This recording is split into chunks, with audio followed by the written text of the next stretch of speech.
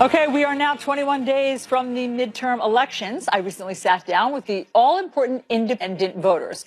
5 of the people you're about to meet voted for Donald Trump, but all of them are now very disappointed. So much so, every one of them is changing their party affiliation as a result of Donald Trump. And all of them want to send a message with their midterm vote. Here is part 2 of our Pulse of the People. How many of you consider the midterm vote very important?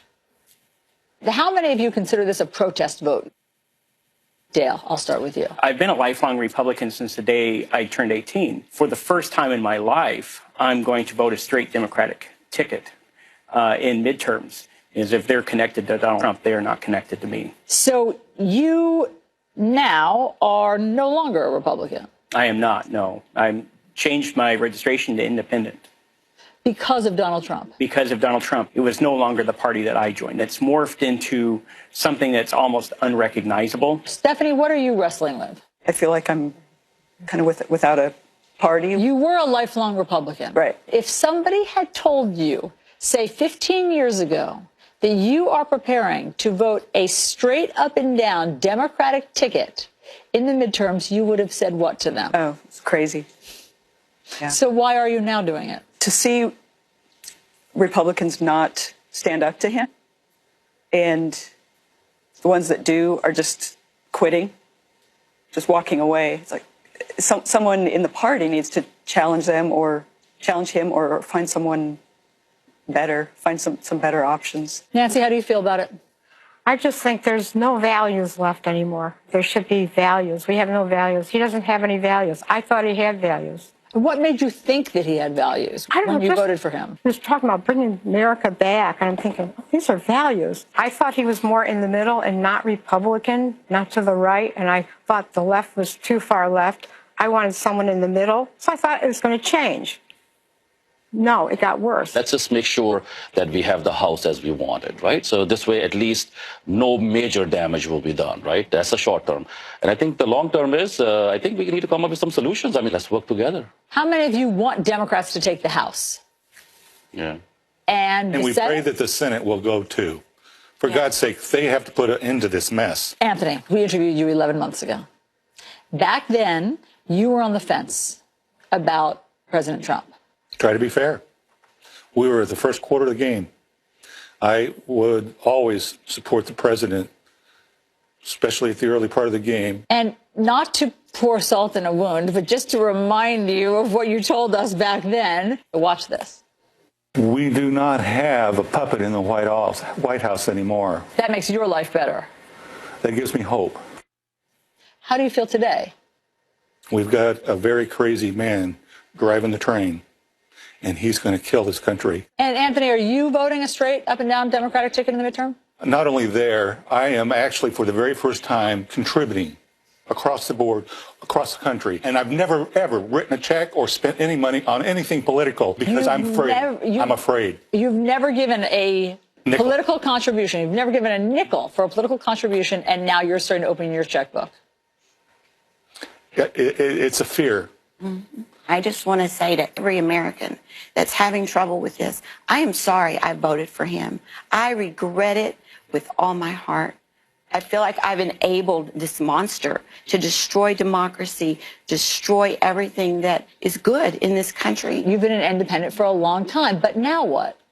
No, I'm definitely voting Democrat. I've been knocking on doors. I got a clipboard. You're even canvassing. I am canvassing for a Democrat in Wyoming. That's how strongly you feel. I believe hardly anything the president says, but I do believe he's a danger to this country and to our democracy, and I'm going to fight every day. I'm going to fight every day. I will say it's interesting because people will watch these segments and say, well, how independent were they really at the beginning? Anthony, we had on TV a year ago, and he not just wanted to cut the president some slack, but thought the president was out there doing the job for him, and he's changed completely. He has changed.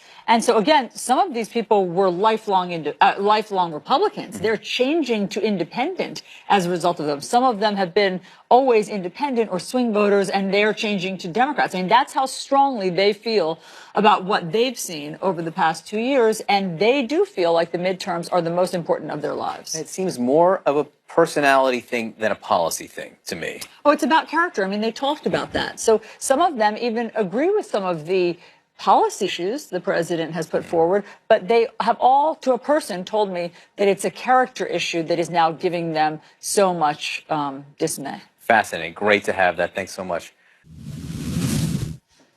So President Trump admits that he is reluctant to punish Saudi Arabia for the alleged murder of a Washington Post journalist because he does not want to put an arms deal at risk. So how lucrative is that arms deal? CNN senior political analyst John Avlon explains in our reality check. Let's dig into it. So, first of all, this is not a freedom agenda administration. That's one thing that's been made clear by President Trump's muddled and money-driven response to the apparent killing of journalist Jamal Khashoggi. Now, Trump reached for rationalization as evidence against Saudi Arabia piled up. And then he said this. I don't like the concept of stopping an investment of $110 billion into the United States. Because you know what they're going to do? They're going to take that money and spend it in Russia or China or someplace else. Now, forget for a minute the cost-benefit analysis he's doing with a man's life. The number alone is worth scrutiny. So when Trump first mentioned this military deal back in May of 17, it was $380 billion. The military component, $110 billion. The Brookings Institution immediately called it fake news, and here's why. They're mostly memorandums of intent. 6 items actually made it to Congress, adding up to $28 billion. And all but one dated from the Obama administration. So when you look at the arms sales actually considered by Congress, that number drops to about $14 billion. And even if these promises do convert to cold, hard cash, their payments are scheduled far into the future. So no wonder the Washington Post calls it a wish list. So what about Trump's claim that Russia or China will do the deals if we don't? According to Brookings, it would take decades for the Saudis to transition their hardware. So that's not really an issue. The real concern is Trump's cozy personal, political, and financial relationship with the Saudi royals.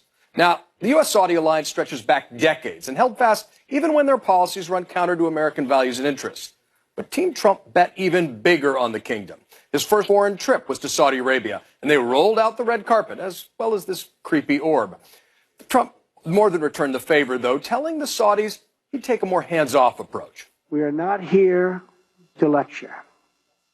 We are not here to tell other people how to live, what to do, who to be.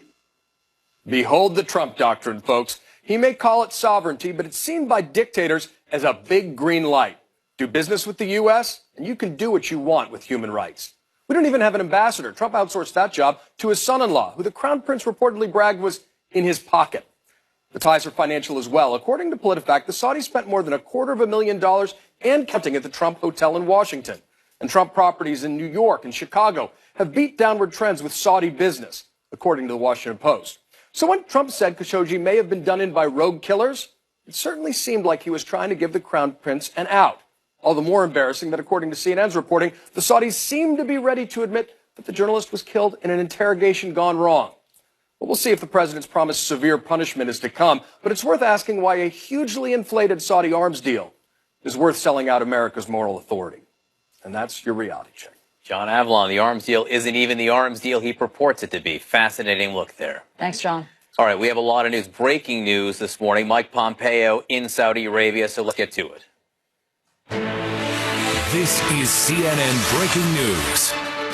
Good morning. Welcome to your new day. It is Tuesday, October 16th, 8 o'clock here in the East, and there is breaking news. America's top diplomat, Secretary of State Mike Pompeo, meeting with the Crown Prince right now. We just got this video of Mike Pompeo with Crown Prince Mohammed bin Salman, and I want you to look at the smiles here.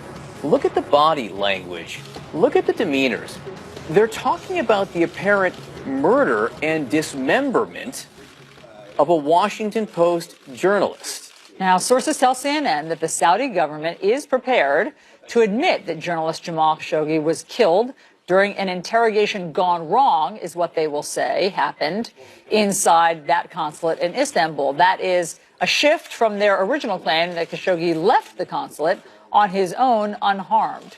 But President Trump seems willing to believe that explanation and even promote it by suggesting rogue killers might be responsible. So let's bring in CNN chief international correspondent Clarissa Ward, live from Ankara, along with CNN political analyst David Gregory and former U.S. ambassador to Saudi Arabia, Robert Jordan. It's wonderful to have all of you. Clarissa, in terms of your reporting about what the kingdom might be saying to Secretary of State Mike Pompeo, what do their smiles tell you this morning? I have to tell you, Allison, that these smiles are a little bit baffling because no matter how warm the relationship, one would think, based on the information that we've been learning, that Saudi Arabia is poised to take responsibility, to say that it did, in fact, kill Jamal Khashoggi, even if it was an accidental killing, even if the purpose of the operation was not to kill him, but just to rendition him back to Saudi Arabia. Surely this raises serious questions about the leadership in Saudi Arabia and about the cozy relationship with the U.S.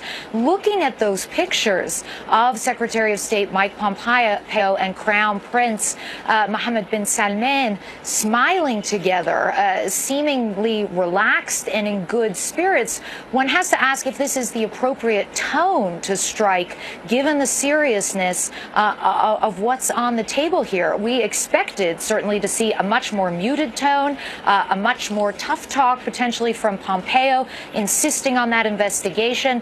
But so far, it seems to be convivial, which is confusing, to say the least. Ambassador Jordan, take us inside that room. I know diplomacy can be delicate. Diplomacy can be difficult. Oftentimes, you have to shake hands and meet with people in controversial situations. But that picture is fairly revealing. Well, I wouldn't read too much into it. I think there's every likelihood that Pompeo is delivering a very serious message in private. The relations with the Saudis have almost always been conducted in private, and there's very little public display of what our interactions are. But hopefully, he is conveying to this Crown Prince, enough is enough. And this is part of a pattern that I think he needs to address, not simply this terrible assassination of Jamal Khashoggi, but the war in Yemen, the rounding up of dissidents, some of whom are under a death penalty, the way in which they even apparently admit to having tried to rendition Jamal, an American resident, employee of an American company on foreign soil. I mean, good heavens, this is something that has to be addressed at least in private. And they have to have a better understanding of exactly whether this Crown Prince has control over his government, number one, and if he does, he's way off on the wrong track. And Ambassador, just one more question on that. How can you be confident that those conversations are happening in private when President Trump shared a private phone conversation, at least, with the King of Saudi Arabia and seemed to accept his denial that he didn't know anything about it and maybe these were rogue killers? I think a lot of diplomacy occurs in private and is given a different spin on a public face. So, again, I wouldn't read too much into it, but I would have preferred that President Trump not appear to be blindly accepting this ridiculous excuse that it was some sort of rogue operation. What he needs to figure out is who the rogue is. Is the rogue the Crown Prince? Is the rogue the Saudi government? Or is this an operation that this Crown Prince lost control of? And David Gregory, these are great points and great questions being raised by Ambassador Jordan here. Who's the rogue? Marco Rubio earlier asked, where's the body? If a torture gone wrong is your best explanation for why this U.S.-based journalist is now dead, is that actually a good explanation?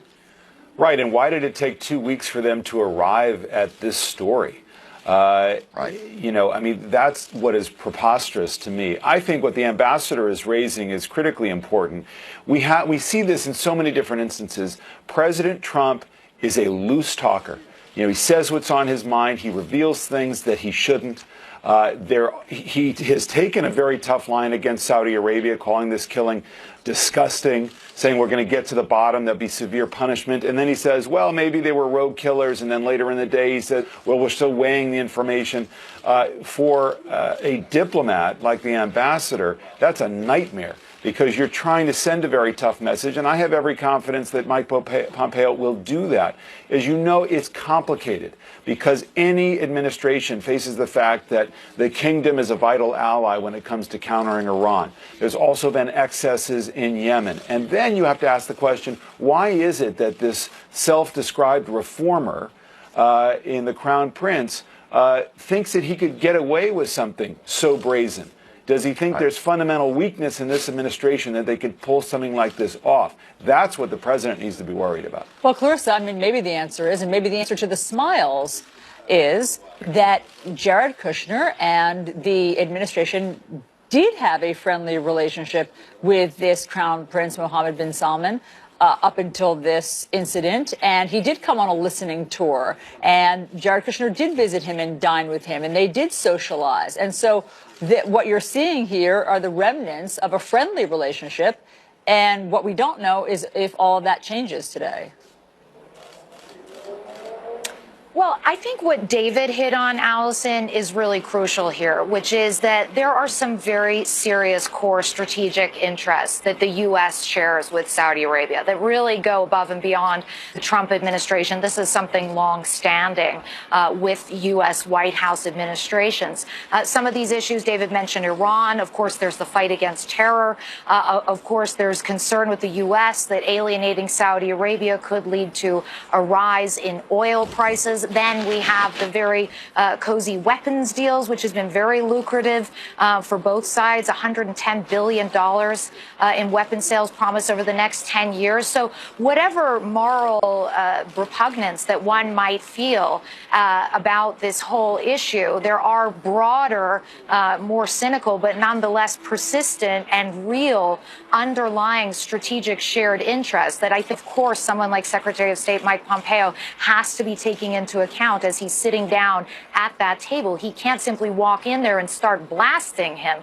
At the same time, the optics of the smiles at such a serious point when we're learning this new information that the Saudis did kill this man, whether it was a botched operation or not, it just doesn't seem to fit the scene. Yeah, realpolitik is not new. I mean, we weren't all born yesterday, and we know that we're not babies, as the president would say here.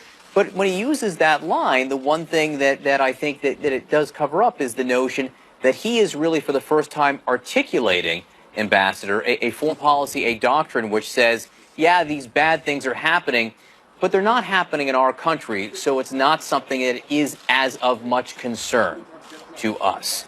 And if you are a dictator in another nation, do they see that as a sign of weakness or an invitation? Well, I think that's where loose talk really gets you in trouble. And it's not a fully considered statement, but it's a terrible statement to have made. But I would disagree that we can't deliver tough messages to the Saudis. We certainly did during my time as ambassador. I did, George Tenet did, Colin Powell did. Many in our administration would get in their face about helping on counterterrorism, helping on other policy goals, despite the fact that they were very important allies. So you can do both. You have to do both in this world. So, David, if the U.S. decides, for whatever reason, to accept the Saudi explanation that this was just a botched interrogation gone horribly wrong, what's the retribution for that? What accountability will there be for that? Well, I don't think I can say at this point. There are sanctions that Congress can bring against Saudi Arabia. There are both messages and actions that the administration can take, that the president could elevate, as opposed to just transmitting piecemeal what he's getting on all of this. I think the pressure point here is Congress. Republicans and Democrats have been speaking out very, very strongly about this. And I have to believe that part of the president's national security team will also see the importance of this. But there's always, as the ambassador suggests, a kind of broader context. You know, Saudi Arabia, certainly during the time of both Gulf Wars, was critically important, which was partly why, the then Bush administration had to accept both how far behind they were on human rights, but also their involvement in 9/11. Now there's the ongoing war in Yemen, and again, their help that's necessary with Iran. So that backdrop is not going to change. It's likely to be sanctioned, sanctions and rhetorical at the very least. And again, I would just point out, because I think it bears repeating, this is a president who talks about the news media as the enemy of the people. I think he's disingenuous when he says that. I don't think he believes that, but he's loose and dangerous with that kind of talk. This is a moment for him to stand up for the freedom and safety of journalists around the world. We're waiting. Look, I imagine we'll see a lot of developments in the coming hours. So, Clarissa, thank you for being with us. We look forward to more of your reporting coming up. Ambassador Jordan, David Gregory, thank you very much as well. Thanks. So, if the Saudi government acknowledges that this journalist died in their consulate, what then will President Trump do? We're going to talk with one of his conservative supporters, Matt Schlapp, next. Secretary of State Mike Pompeo is in Riyadh as we speak, and moments ago he met with the Saudi Crown Prince about the apparent murder of Washington Post columnist Jamal Khashoggi. Sources tell CNN the Saudi government is prepared to admit that Khashoggi's death was the result of, quote, an interrogation gone wrong. Joining us now to discuss that and more, we have Matt Schlapp. He is the former political director for George W. Bush and chairman of the American Conservative Union. Matt, great to see you this morning. Good to see you, Allison. Thanks for having me on. Thanks for being here. So, Matt, if the Saudi government puts out the statement, as we expect, as sources have told CNN they will, that this was just an interrogation gone wrong, a horrible accident, would you believe that? I don't know. I think a lot of people are watching this story unfold. It's incredibly troubling. Look, the Saudis are being ruled essentially by this crown prince who has offered a series of reforms. But there's a lot of people who wonder whether that's just window dressing for a very brutal and rogue totalitarian regime where human rights is just a foreign concept. The persecution of Christians, people of other faith, and journalists, as well as others who might be critics of the government, remains a serious problem in this regime. Yeah, so then why would you believe them? I mean, why bring a bone saw to an interrogation? Right. Why bring an autopsy expert to an interrogation? Why even lend them any credence to this? Especially when the person who they brought all these despicable devices to was someone who had, is very close to the ruling family, is akin, and had a lot of information, was seen as potentially a threat publicly with his writings. So I think your concerns are well stated.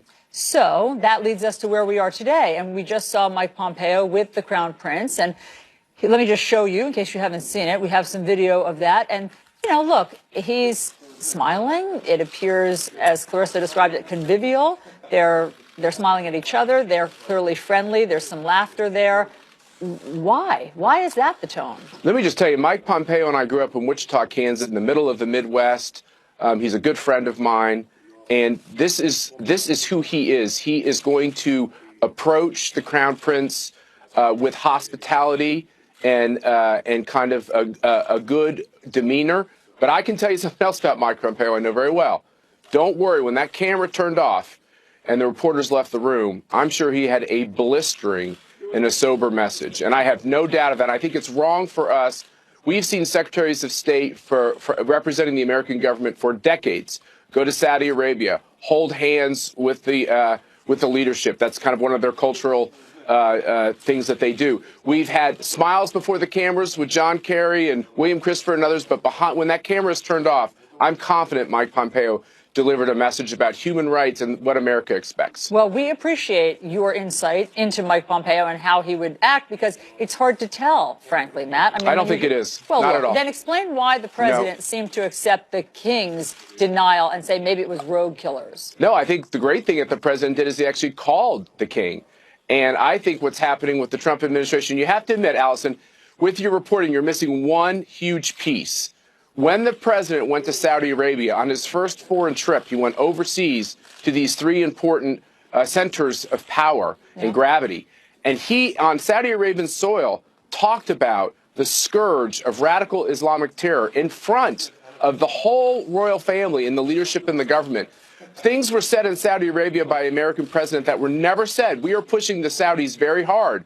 By the same token, it is a brutal regime. It is not a democracy. You do not have the same kind of rights like you have in Western democracies. No, you don't. And Matt, just to get into what you're saying, he did not push the Saudi regime on human rights. Terrorism, yes, that's a shared purpose, obviously. That is human rights. But not human. That Matt, is human. That's part of it. That's part of human rights. We're talking about something different. President Trump feels strongly about fighting terrorism. Human rights? Obviously, there's still public beheadings going on, and killing and dismembering a journalist, a Washington Post journalist. The president has not Allison, strongly condemned this. I don't agree. I read that speech. I watched that speech. But you are right to say that what the American government is trying to do, by the way, for 50 years, Democrats and Republicans alike, name the policies from Barack Obama that were harsh on Saudi Arabia. Matt, what I'm trying to figure out, I mean, I don't want to get into a history of Saudi Arabia. What I'm trying to figure out is that, hold on, I want you to answer this. Is the administration going to accept this face-saving measure? If Saudi Arabia says this was just an accident, whoops, sorry, is the Trump administration going to accept that? I don't think so. I don't know what they're going to say publicly. I'm not clairvoyant. But I do know that this is going to cast a pall, at least in their private conversations about this important relationship. As I said, Democrat and Republican presidents realize that Saudi Arabia is very important with the radicalization of Iran and other powers in the Middle East. It's important to have a relationship with them, but we've got to continue to push them. And the real question, Allison, is this. Is the Crown Prince implementing reforms that are real, and will it lead to more rights for their citizenry, or is it all fake? Is it all window dressing so that they can get what they need from America in the West? And I think that question is very unresolved. Well, that is an important question, and we just had Marco Rubio on, and he had other burning questions about what happened at the consulate. So listen to what he'd like them to answer. Where's the body? Why wasn't the family notified? Why have they spent the better part of 8 or 9 days saying they didn't know anything about it? And it's something we have to address from a human rights standpoint. Just because a country we're working with did it doesn't mean the U.S. can just shrug its shoulder and say, well, nothing happened here. That's what people are calling for, Matt, is the president to say something like that, that, yes, we have deals with them, for sure, but we have to address human rights. And we haven't heard President Trump say that yet. Well, you don't know what he's saying in private. No, we don't know what he's saying in public. And in public, he's accepting the king's denial. No, I don't think that's right. I think the question is this. He is in an ongoing conversation. He, Mike Pompeo, John Bolton, Jared Kushner, these other important people in the administration, they are pushing the Saudis on major questions like their funding of terrorism, which is the biggest problem we have on the globe. And it's easy for a senator, I think I agree with everything Marco Rubio just said, but it's easy for a senator to make pugnacious comments. It's harder when you're the president. And CNN chastises the president a lot for just saying things. And David Gregory just said he's sometimes someone who has loose talk, which is a fair criticism. It's also important that our president be mindful that the words he chooses matter. It would be easy to grandstand, but what he has to do is be effective in pushing them into the international community's understanding of what human rights are. That's what I care about. Okay, so what will the retribution be? If the president says one thing but actually is much sterner in terms of punishment, what will the U.S. do about this?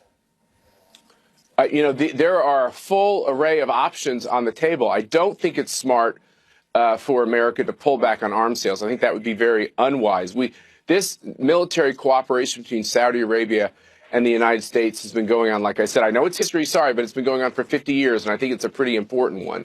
But the Saudis need many things from the American government. Remember, the Saudis have been an oil-based, a petroleum-based economy, and that has its ups and its downs, especially as we have an increasingly diverse energy portfolio. For sure. I mean, that's why so many people need America to move forward. There you go. That's why so many people think that the U.S. is actually in the power position here. The U.S. doesn't have to compromise. The U.S. doesn't have to accept their explanation for this might have been an interrogation gone wrong. And the problem, Matt, is that so often the president seems to accept really kind of ludicrous denials, including from Putin, including from Kim Jong-un. Let me just play you a couple of moments of those. I'd love to respond to those. So let's do that. Listen to this. I just spoke with the King of Saudi Arabia, who denies any knowledge of what took place. I have great confidence in my intelligence people, but I will tell you that President Putin was extremely strong and powerful in his denial today. Let me just tell you, Roy Moore denies it. That's all I can say. He denies it. And by the way, he totally denies it. Manafort has totally denied it. He denied it. What is that, Matt? How do you explain that? I don't even want to put people like Paul Manafort and Roy Moore into the conversation. Let's talk about his diplomacy overseas. What presidents do, presidents of both parties, is they tried to build a relationship with important people. I think the Putin press conference was an example where most people watching that were just like, come on, you got to hit him a bit on this. And he failed to do that, and I think that was a big mistake. On Kim Jong-un, I actually think he has pushed him further along. Steve Biegun, who's our envoy to North Korea, is making great strides. I actually feel like we've made a big difference in North Korea. Saudi Arabia, Allison, you're right. It's a big question mark. Where does this relationship go? Is the president using the proper finesse to get them on the right track when it comes to human rights, or at least approaching it better? I don't know. That's to be determined. What do they decide to do as an administration? I'm not sure. I will agree with you on this. This is a big test. What will they do? And will they grandstand, or will they continue to push the royal family and most specifically the crown prince towards understanding that when he is off the tracks when it comes to human rights and decent behavior, there will be repercussions, and I want there to be. Matt, we really appreciate your insight and giving us your perspective here on New Day. Thanks so much for being Have a great morning. You too. John. All right, fascinating discussion there. We're facing these difficult political times, civility seemingly at one of its lowest points. So, what is the solution? Senator Ben Sasse has an idea how to help the country. He joins us next. Anthony Bourdain Parts Unknown, Far West Texas, Sunday at 9 on CNN. Secretary of State Mike Pompeo meeting with the Saudi Crown Prince in Riyadh. As sources tell CNN, the Saudi government is prepared to admit that Washington Post journalist Jamal Khashoggi was killed during an interrogation that went wrong. Joining us now is Republican Senator Ben Sasse. He is the author of a new book about America's political divide. It's called Them, Why We Hate Each Other and How to Heal. Talk about a timely book. We're going to get to the book in just a moment, Senator. I do want to ask you about the news from Saudi Arabia. The Saudis' explanation seems to be, or will be when they come out with it officially, that this was an interrogation gone wrong, torture that took a bad turn.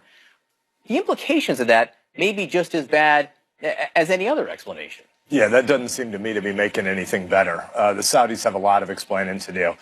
My last classified briefing on this was Thursday night, so I want to be clear about intelligence that I don't know. But the Saudis got a real problem. This guy goes into the embassy. He doesn't come out. If he had come out, we'd have seen the videotape of that by now. Something terribly bad happened in there, and the Saudis know what it is, and they need to explain it. This is a country that we need to have a conversation with about the future, and they need to get honest real fast. And I think they need to see the United States exhibiting leadership on this issue. And one of the things the president has said, he said there will be severe consequences. But the other thing he repeatedly points out is, well, even if this did happen, it didn't happen here. And that's the same language he's used dealing with Vladimir Putin and assassinations and poisons. What message does that send? Yeah, that's not the right message. So Americans, 320 million of us, we can't police everything in the world, but we do believe things in the American creed about human dignity, and it's a universal thing. And so when we look at the Middle East, and there are lots of origins and reasons for the conflict and problems in the Middle East, we're there because we believe certain things about human dignity, and we know when things go wrong there, they spiral out of control and they come home to roost. We need to have our policy flow from our principles. What does it say if, in fact, this man was tortured beyond control and died as a result of torture? If Mohammed bin Salman, the crown prince, is connected to it, what does it say that he thought he could do this? Even if he wasn't trying to kill him, even if he thought it was just a rendition gone wrong, what does it say that he thought he could get away with this?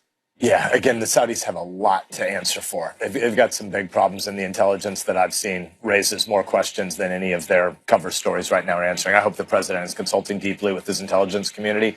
We have a lot of heroes and patriots in there, and they know a lot, and I hope the president's listening to them. We'll get some news from the Mike Pompeo meeting in a little bit. We'll check back in with you after that. In the meantime, I do want to ask you about this book, because, again, talk about a book that hits on a theme that is at the right time to have this discussion. It's called Them, Why We Hate Each Other and How to Heal. One of the platitudes in life, it was mostly about politics, but also just about America, is we used to say there is more that unites us than divides us. And we said that. I do wonder whether it's still true.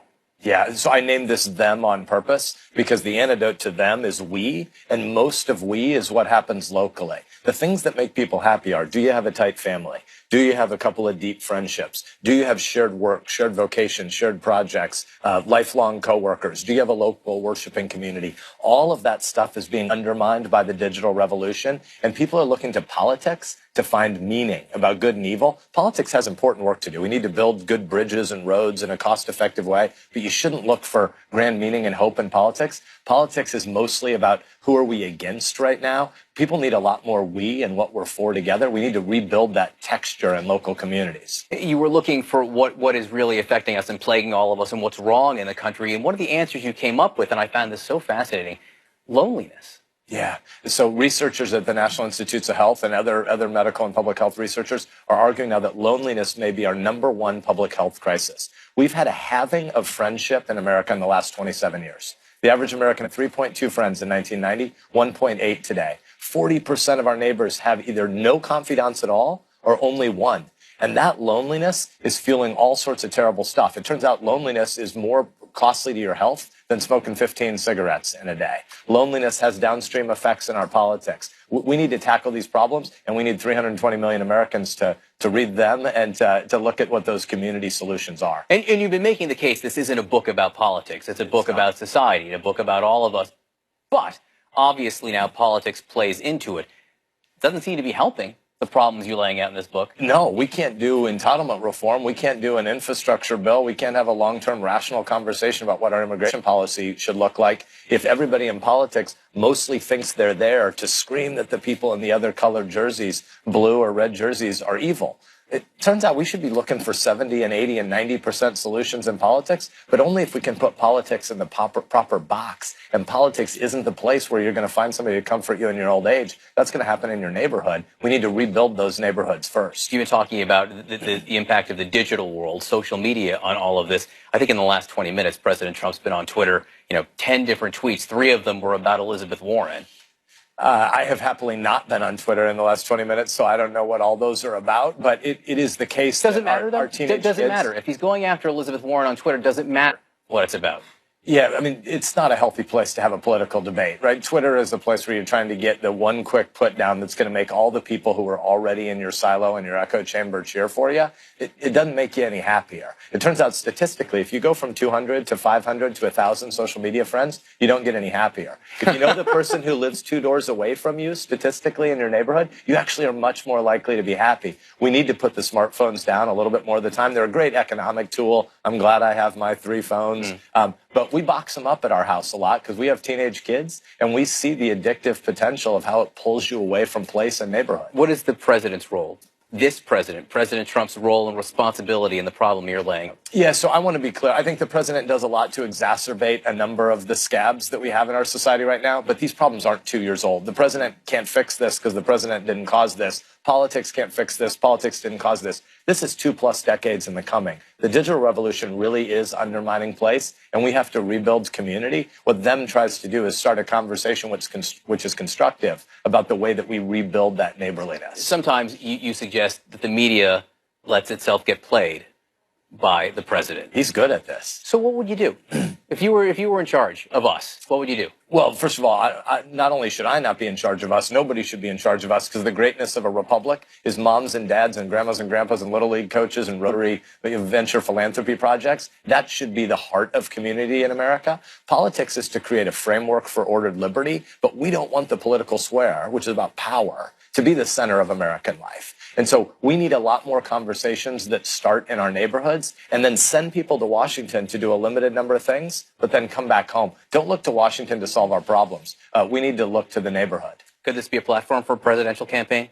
For someone whose name rhymes with, like, Ken Fass? It sounds like a goofy name rhyme. That's not what I'm looking to do. I have little kids, and we lived on a campaign bus for 16 months, and my then baby, I think, puked in 93 Nebraska counties. Multiplying that by 50 sounds like a terrible proposition. That's all for the resume going forward. Ben Sass, Senator from Nebraska, thanks so much for being with us. Thanks for having me on. Allison? All right, John, as you know, Latino voters are a key voting bloc in this country. Could they make the difference in November? We take a closer look next. Plus, America's Choice 2018 is brought to you by America's biopharmaceutical companies. Go boldly.